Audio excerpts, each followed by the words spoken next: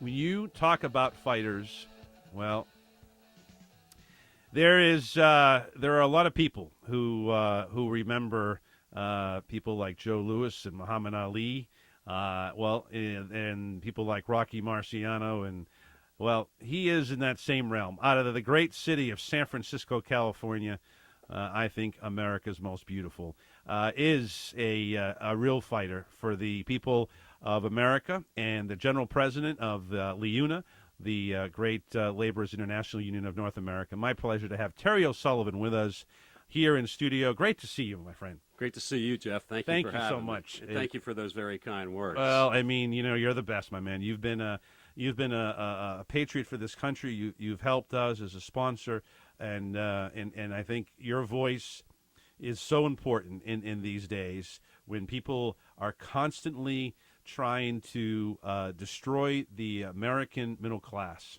and the people that you have worked with, who are middle class Americans who wear those hard hats every day, need your support, need our support to keep on fighting, because without them, we're a third world country. Without a doubt. And it shows like yours, Jeff, that deliver that message day in and day out. And want to thank you for all that you do, not only for the working men and women, proud working men and women of this country, but for the labor movement and for the progressive movement. There's none better than Jeff Santos. Well, Terry, thank you so much. Those are wonderful words. It really makes me smile, and it is great coming from someone like you who's been out there on the trenches. And this man was with us at the Netroots Nation in Minnesota on the bridge that collapsed under the reign of Tim Pawlenty, now being considered as a vice presidential choice for Mitt Romney. Yes, that same Willard Mitt Romney, the corporation disguised as a human being.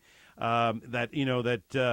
was there, and he was saying, you rebuild this bridge, and you keep it going, and you don't take funds away like Pawlenty did. This is the thing that we need to think about. And you brought it up there, and you brought it up every time you're on this show and when you're on other shows. We can't let it die. We can't let infrastructure, because otherwise we'll be a third world nation. You hear about these countries that, the planes don't work, the trains don't work. Nothing works because they don't put any money into it. Yeah, definitely, Jeff. And that's what was so important with the passage of the highway bill and the president signing it. Right. 27 months, $105 billion. It's good for the economy. It's good for the country. It's good for the construction industry. It's going to put people back to work again. They estimate about 3 million jobs from that $105 billion. And it's sorely needed. We've talked before. 27% of the bridges in this country are structurally deficient or functionally obsolete. When we were in Minnesota, the I-35 bridge, literally, I hate to say this, but motorists, working Americans in this country are playing Russian roulette every time they cross a bridge. Average age of a bridge in this country is 47 years old. They were built to last 50 years. We have a $2.2 trillion infrastructure problem in this country, and we've been nickel and diming it, to be quite honest. And what's great about this is, led by Senator Barbara Boxer, this was leadership, bipartisanship, which we haven't seen in the last 4 years here in Washington, D.C., that's going to be good for the economy and good for the country. And I think what's best about it, Jeff, is that we need to have a national dialogue about what we're going to do about our infrastructure, because this is only the beginning. This might get us in the red zone, to use a football term, right, but it doesn't get us in the end zone. No. And, there's a big... Too many field goals. We need some touchdowns. That's right. $105 billion, great start. $2.2 trillion problem today. We need to fill that hole. China spends 9% of their GDP on infrastructure. The U.S. is 2.4%. And you just said it, my friend. We go out 10, 20, 30 years without a long-term vision of how we're going to repair and rebuild our crumbling infrastructure. We're going to have a third world country infrastructure in the United States of America, the greatest superpower there is, on the planet. So this is something that we need to further this conversation. This is a great bill, a great step forward. It gives us 27 months to get real and have a bipartisan conversation about what we want our country to look like, what we want our economy to be, and to have the first-rate infrastructure that we've been known for, and not an infrastructure like we have today that's crumbling and in dire need of repair. I tell you, we're talking with the great, and I mean great, because we need to get his voice out there on these airwaves and on television and across this country and across the world. It represents the folks, the laborers of North America. So it's Canada, it's Mexico, and it's the United States. Terry O'Sullivan is with us, General President of LIUNA. We'll be taking your phone calls, 866-338-9663. And then we get Tony in West Palm that wants to talk to us in regards to the last caller on the issue of voter fraud. But I want to ask you this, because this was my experience over the last 24 hours. I been tutored very many years by the likes of Governor Dukakis and Governor Rendell, two people who believe in infrastructure reform today, tomorrow, and in the future. I rode Amtrak from Boston to Philadelphia yesterday, one of the great systems, great employees, union folks, people who understand what their wages, they don't make a lot of money. I got to New Haven from Boston, about a 2.5-hour ride, and it stopped. And we were told by the conductor what happened is a train in front of us, could not work. It stopped. I found out that it was a 40-year-old train set. People, we don't have enough money to put all these Acela trains on there, all these 21st century trains. So we're running these old trains. Everybody had to wait, get off that train, come onto ours. So we were delayed. Then later at night, I took Philadelphia, again the Acela, over to Washington, D.C. A mile, not far from where we are today, about 3 miles from Union Station as we speak. I was a mile from Union Station, right on time. The Acela was right on time, supposed to be there at about 9:45. An hour and a half later, we moved less than a mile because the station lost power. Washington, D.C., the nation's capital, their train station lost power. It took an hour and a half to get people, and Amtrak took care of us and so forth. That cannot happen in a first world country. It couldn't happen in London or Paris or Sydney. That's insane. We're losing the race, Jeff, and we need to get back in the game, because those examples are happening all across the country. Of course. And that's what needs to stop. And that's why there needs to be a national dialogue once and for all. I mean, let's quit BSing one another. We got a problem, we got to fix it. And the rhetoric here in Washington, the partisan rhetoric, it makes you sick to your stomach. Oh, it makes you want to throw up. Really, the discussions when it comes to infrastructure and a whole host of other things are unpatriotic and they're un-American. We all want this country to be the power that it is and the best country that we are. But we can't allow politicians here in Washington to get in the way of building a first-class, first-rate transportation infrastructure in this country that includes transit, highways and bridges that are first-rate, first-class, and state-of-the-art. Right on. We're talking to Terry O'Sullivan. Let's go to the phones, 866-338-9663. And when you talk about the issue, of infrastructure, you have to talk about how we have people who are now being taken off the voting rolls. We can't get people to vote for these things and vote the right people in who are for infrastructure when there's 187,000 Philadelphians. And if our caller is still there, I would love to go to Tony and let him state it, because this to me is the first step. We can't vote the right people in that Terry O'Sullivan and Jeff Santos want to see lead the charge, then we're never even going to get that point. Go ahead. I don't want to take your talking points away, Tony. Hey, how you doing, Jeff? Good. How are you, man?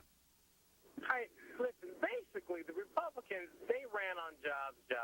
I can't remember what jobs bill they passed. We need a high-speed rail. They need to pass Obama's Job Act. And the first thing Harry Reid needs to do, when we increase our lead in the Senate, he needs to just go for 50. Let's say we get 62, 63 senators, whatever. Listen, he needs to just say we're going to go for a 51-vote majority, and that's right on. Because Republicans, they're not going to get 60 votes. But as far as this purging on the rolls, my concern is, why didn't the Republicans do this in 2010, right before they swept in office? Now, does that mean that basically there was widespread voter fraud when the Republicans took over the Congress? I mean, why are they doing it now? Right. Because the top 1% doesn't have the faith the Republican Party can win on fair square. So what they're trying to do is to take away voters who need better bridges, who need better cars made in America, who need better rail made in America, and they're basically stopping it away because their only concern is the campaign dollars that the Republican Party is giving them, and that is the atrocity of what is happening now. And again, yesterday the number is 187,000 people, mainly African Americans, some Latino, some young college kids who couldn't vote because of the ridiculous amount of chicanery going on in Pennsylvania.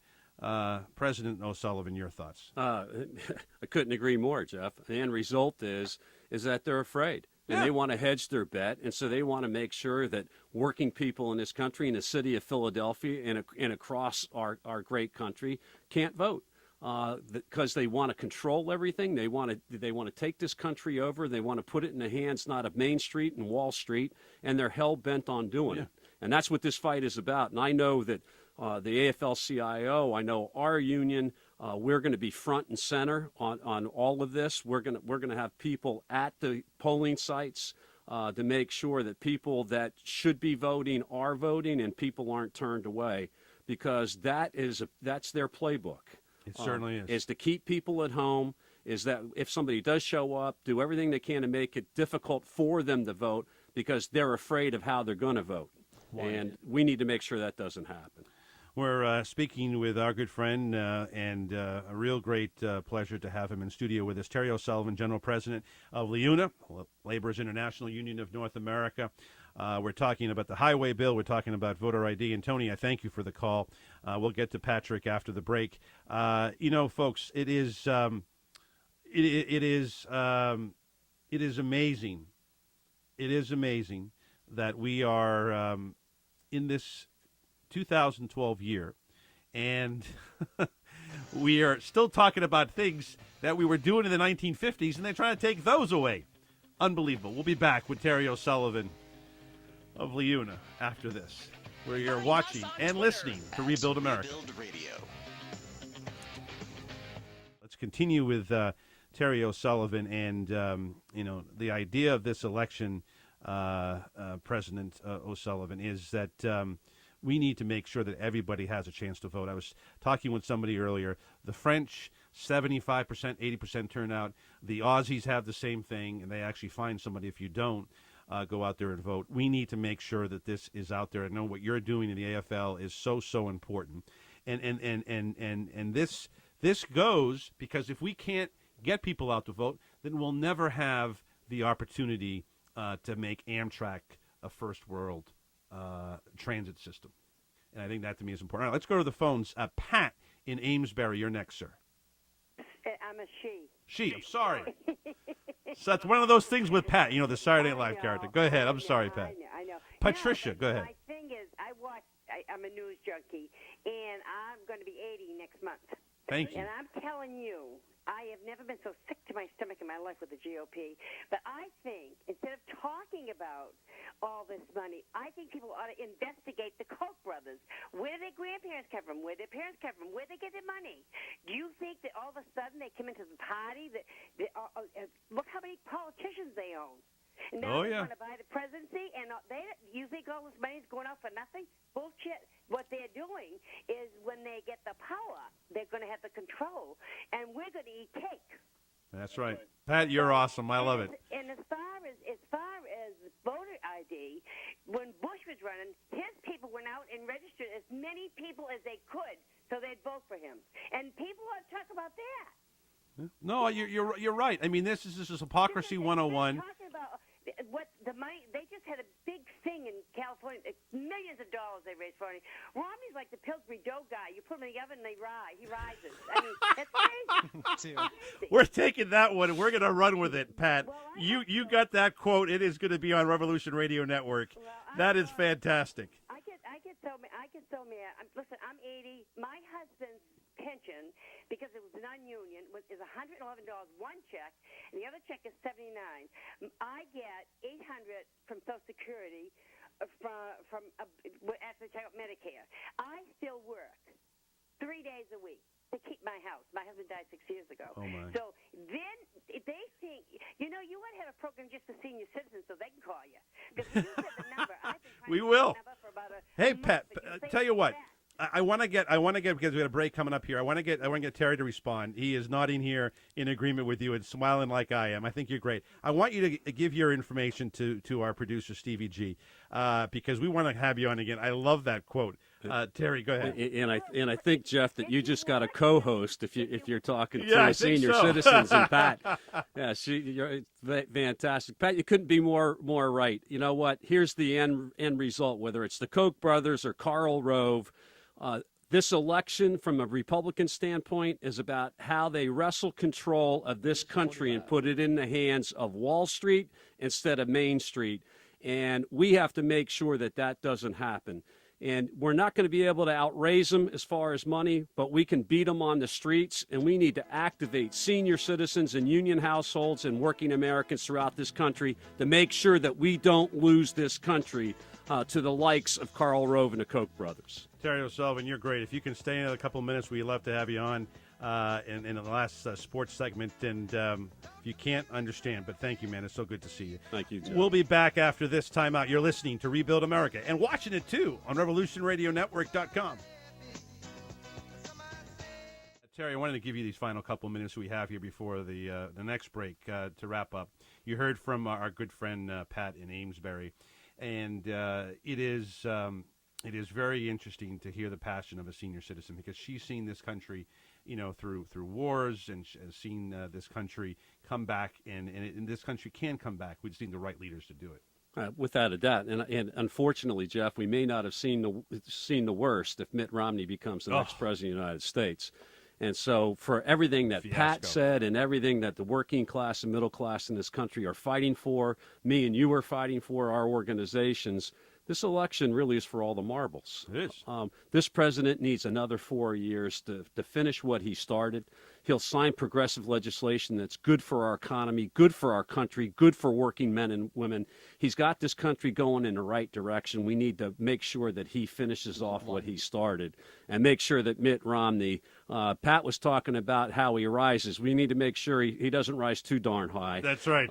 We need to poke a hole in him and make sure that Barack Obama gets another 4 years to fight for America, to fight for our economy, and fight for those that build America and those that service America, because working men and women are the backbone of this great country. Well, if for all the dog lovers out there, we're going to make sure we vote for Obama, because no more dogs on the roof. There you with go. Mitt Romney. Terry O'Sullivan, fantastic. Great seeing you, my friend. Thanks for having me, Jeff. Thank you. It is always awesome to see someone like Terry O'Sullivan, a real true patriot. This is Jeff Santos, live in Washington, D.C. Rebuild America on the road. We'll be back after this. Visit our new website, Thank you, man. Revolution Radio Network. Thank you.